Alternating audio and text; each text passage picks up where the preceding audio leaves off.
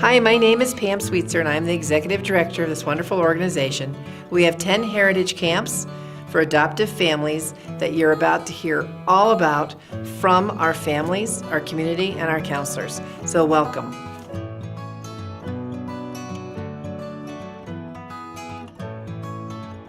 Well, Emily, you were only 3, so you probably won't remember, but our adoption counselor told us that there was a camp starting, and so we went, and the first time we went, there were 10 families, and now we have almost 200. I first attended camp as an adult, and for me, it was really nice to see that there were other people out there like me. Knowing what it means to be a part of that birth country is mysterious and confusing, and I think that camp is able to give her that feeling of, I kind of know what it's like to be Russian. And I think for me, it's been really good to find out more about the culture that my kids came from, and customs and just all kinds of historical things. And it's nice to be with a bunch of families that look like ours, and where everybody's just really comfortable with who they are. We've tried to seek out other transracial families. But it's hard to go up and say, excuse me, is she adopted? Is this your son? It's that awkwardness. And camp just takes away that awkwardness for us, because we all know we're in that same boat together.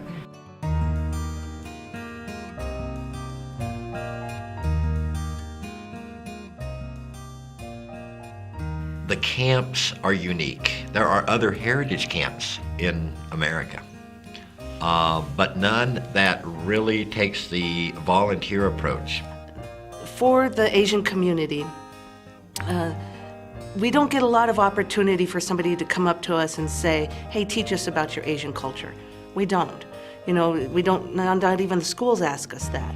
So when these camps come to our communities, whether it's the Filipino, the Cambodian, the Chinese, or Vietnamese, and say, teach us about your culture, about the food, about the dance, about the traditions, about what you wear, where you live, who you talk to, that's wonderful. I've tasted a lot of different foods, and there's not that many I don't like, and I also met a lot of friends, and I've learned some stuff like kickboxing. I mean, it's just fun for me to be near people of my heritage. When we were younger, it was a lot about learning about your culture and eating good food. And now that I'm in high school, it's more about just the friends you've made in those past years and eating more food, but still. You still learn about the culture and everything, and I really like that, because not many people know about Filipino culture, so it's nice to be able to tell other people where you're from and what exactly we are. What kinds of things do you like to cook? You all have favorites. What are your favorites? The noodles, japchae. Meat. You like the Korean barbecue. They cook. They cook. You should see the kitchen. It is fun. I think we're going to do it again next weekend, but it's a whole production. You help too, don't you? It's very fun. It's wonderful to see and to be a part of the community members that come to camp, because they're so excited about their culture. I mean, they're basically enthralled with what we're doing, but we're so in awe of what they're doing, and it's such a wonderful union that many of them are first generation, and they just the pride that they bring in their own culture, it's so contagious, and it really helps to fuel our camp. Being able to be a counselor and to have somebody look up to you like that, it definitely gives you a greater love for yourself as well, I think, in the sense that knowing that there's somebody there that's counting on you, you want to always be there for them, you want to live your life better, you want to make sure you're doing the right things because somebody is looking up to you. Just having role models for us as a family, things that we can incorporate into our home and into our daily lives, and just having the Black community see what we do as a family and then incorporate helping us understand other things also. what we want to do is honor Marissa's culture, but we also want to make it our culture, so it's our culture as a family. It's not just Marissa's culture, and her culture is different from ours. Well, I started going to camp from the very first year, and I was 6 years old and went all the way through high school. And after that, I decided to be a counselor because it meant a lot to me to continue that experience in a different way. And now I have the privilege of being one of the coordinators for the counselors this year. I think being a role model is pretty, Yeah, I mean, that's a big part. It's like being like a teacher, basically. Like when you have other people looking up to you, that's a big responsibility in itself.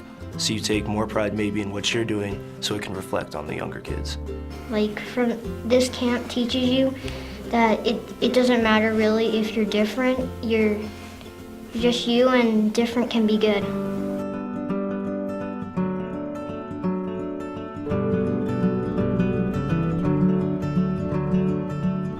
When you bring up the term like adopted, it almost brings up another term. It's abandonment. You feel abandoned. You feel like you've just kind of been shipped off, and what people don't realize is like you're not in it alone. Many people have different stories, and you almost feel so different that you're just alone, you're by yourself. But what the camp offers is that, you know, this one thing that we can all share, or at least have experience with, and just to have that one thing, to really explore with other people. I think that's the greatest offer that the camp provides.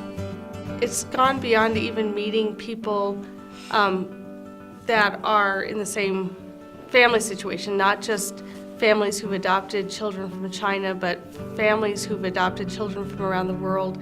But in addition to that, it's the communities that come and support camp. So I feel like I've met so many people, and my life has been enriched so much by learning about so many different cultures. But you know, just I guess the way our society works, we don't always run into each other, you know, normally, you know, like on a day-to-day basis. And so I can't even begin to describe how much richer my life is because of camp.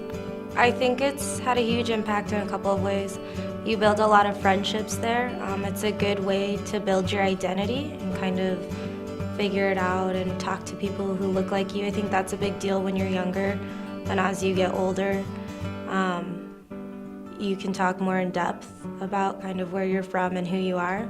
I mean, any parent loves to see their kids grow and go through different phases of their life, but my kids truly would not be who they are today without Heritage Camp. You know, we've been going there for 12 years now, and that is our vacation every year, is Heritage Camp. It's really like it's like a family reunion. You know, it's like a once-a-year thing. You go, and it's not even so much that you're with your family, but all these people at camp have now like become your family, and you get to see them this one time of the year. It's a very real family, It's a big family reunion. Big family reunion.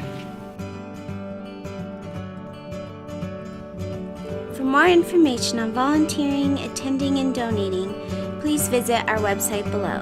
Come be a part of our family.